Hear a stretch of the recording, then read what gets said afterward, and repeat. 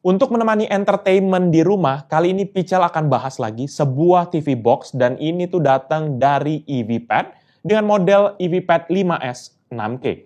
Dengan adanya review TV box ini semoga bisa membantu kita, terutama buat kita yang sedang cari atau mau ganti TV box yang ada di rumah. Seperti apa detailnya? Let's check it out!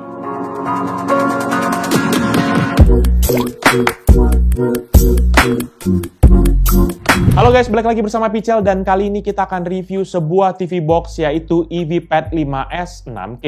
Pichel sudah review beberapa TV box dan bisa jadi ini menjadi salah satu model yang cocok untuk kita pertimbangkan. Kita akan bahas mulai dari paket penjualan, desain TV box, hingga fitur-fitur yang ditawarkan dari TV box ini.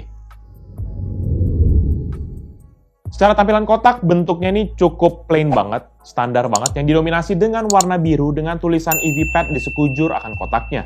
Di bagian depan kotaknya itu terdapat model EVPad 5S 6K dengan penampakan produknya, ditambah juga dengan adanya logo Indonesia dan juga tulisan eksklusif Indonesia. Dan ada juga tulisan lisensi asli yang menandakan bahwa versi ini memang merupakan versi yang dijual secara resmi di Indonesia. Di samping kotaknya terdapat beberapa fitur yang ditawarkan dari TV box ini, seperti App Store, Shopping, Live, Blockbuster, hingga Customer Service. Dan di belakang kotaknya terdapat spesifikasi lengkap dari model, CPU, GPU, hingga networking dan I/O atau port. Selanjutnya dalam paket penjualan kita akan mendapatkan satu unit TV box, charger beserta dengan kabelnya, remote control, dan juga terdapat kertas manualnya. Fokus pada produknya, TV box EVPad 5S ini tuh memiliki bentuk kotak yang umum terdapat di TV box lainnya. Secara dimensi, produk ini memiliki ukuran 9,5 x 9,5 cm dengan ketebalan 2,3 cm dan berat 120 gram. Secara material, TV box ini terbuat dari bahan plastik baik bagian atas hingga ke bagian bawah dengan matte finish. Bodinya ini sangat fingerprint magnet terutama di bagian atas, tetapi harusnya nggak masalah karena kita nggak akan sering-sering pegang TV box-nya, kecuali kalau kita mau colokkan sesuatu. Di bagian atas ini terdapat tulisan EVPad dengan tulisan yang kalau misalnya ditranslate itu tuh adalah Easy TV Box. Dan di sisi kanan bawah terdapat kodenya yaitu 5S dan juga ada kode 6K. Kemudian di sisi TV box ini sendiri terdapat seluruh portnya baik di sisi kiri dan juga sisi belakang. Sisi kiri terdapat dua port USB yaitu USB tipe A 2.0 yang berwarna hitam dan USB 3.0 yang berwarna biru. Dan ada juga slot untuk micro SD card. Di bagian belakang terdapat port untuk adaptor, port infrared, port LAN, port full HDMI, SPDIF untuk optical audio, dan port AV. Dan di bagian depan dari TV box ini terdapat LED indikator berwarna putih yang akan menyala saat produk ini dalam kondisi hidup. Di LED indikator ini terdapat penanda jika kita terkoneksi dengan LAN ataupun Wi-Fi, dan juga ada indikator play dan pause. Dan di bagian tengahnya sendiri ini terdapat penanda waktu yang terupdate secara otomatis ketika kita sudah terkoneksi dengan internet. Terakhir di bagian bawah terdapat logo EVPad beserta dengan keterangan-keterangan lainnya. Dan ada juga rongga-rongga sebagai aliran udara keluar ataupun masuk dari TV box ini. Yang menarik adalah adanya dua lubang untuk bisa menggantungkan TV box ini dan juga ada 4 bantalan karet di pojok-pojok untuk menjaga agar TV box-nya tidak bergeser. Dan kemudian juga ada LED indikator berwarna merah di sekeliling dari bodi TV box-nya yang akan hidup ketika TV box ini juga dalam kondisi hidup. Ya, fungsinya hanya untuk menambah estetika aja sih, namun ini merupakan sebuah sentuhan yang bagus. Untuk spesifikasi internal dari TV box ini adalah sebagai berikut. Dari sisi CPU, dia memiliki internal system on-chip dari Allwinner H6 yang dirilis pada bulan Juni 2017, di mana secara komposisi ini merupakan kombinasi antara CPU dari ARM Cortex A53 dan juga GPU Mali T720 MP2. Secara CPU ini merupakan quad-core prosesor yang memiliki fabrikasi 28 nanometer dengan frekuensi minimal 480 MHz dan maksimal hingga 1,8 GHz. Dan untuk GPU yaitu Mali T720 MP2 ini sudah memiliki 2 shader core dengan clock 650 MHz yang support output video Full HD dan juga 4K. GPU ini dipergunakan pada handphone kelas low mid-range seperti Galaxy J3 dan J4 di tahun 2018 atau Galaxy A3 dan A5 di tahun 2016. TV box ini memiliki RAM sebesar 2 GB yang available untuk dipergunakan sekitar 1,2 sampai 1,4 GB.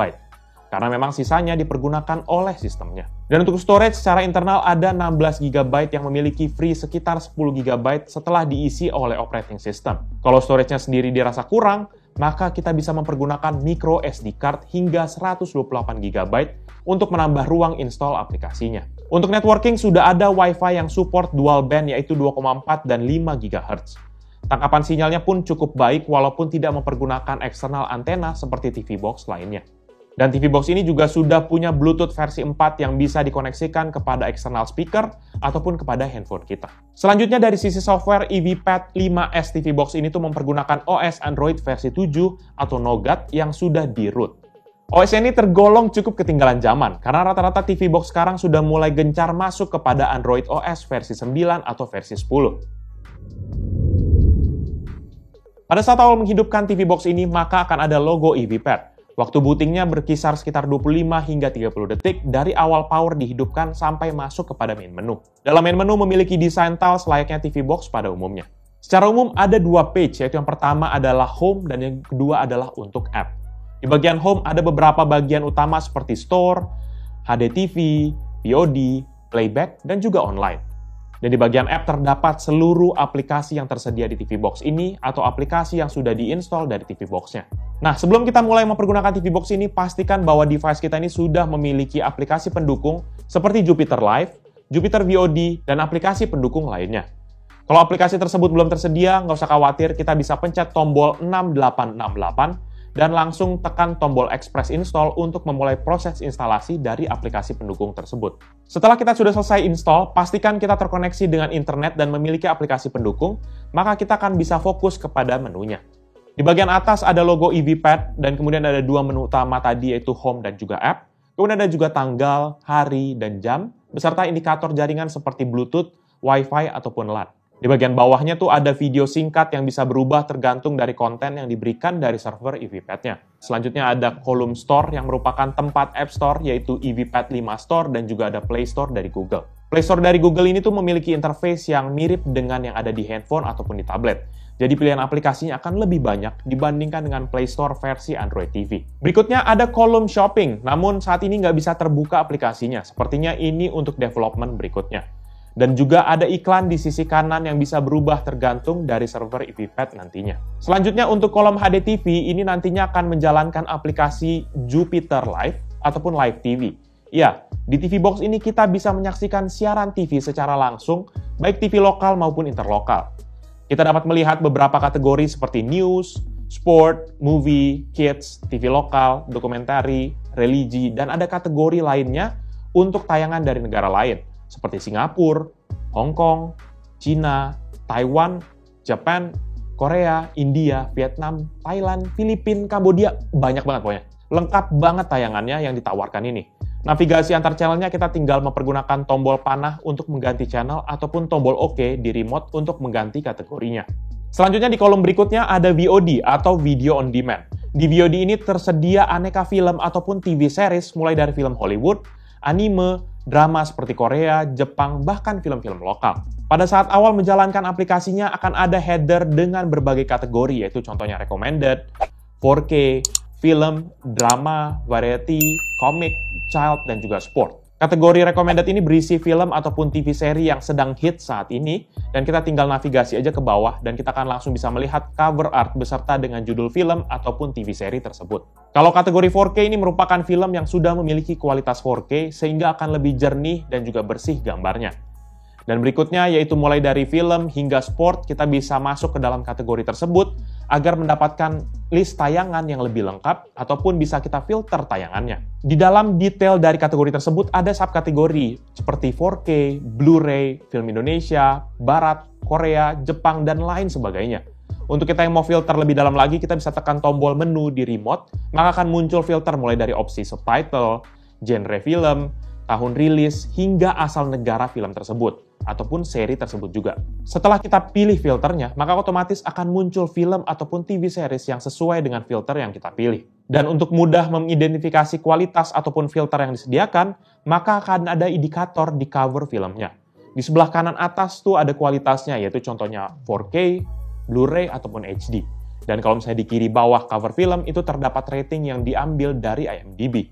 Dan kanan bawah terdapat opsi seperti subtitle ataupun pronunciation untuk menandakan fitur-fitur tambahan di film tersebut. Dan untuk kategori terakhir yaitu playback, ini merupakan tempat untuk kita dapat menyaksikan siaran ulang dari tayangan TV yang sudah lewat. Tayangan yang dapat kita mundurkan ini tuh bisa sampai 6 hari ke belakang. Namun kelemahannya adalah hanya beberapa channel saja yang memiliki fitur tersebut, sehingga tidak semua channel yang bisa mempergunakan fitur tersebut.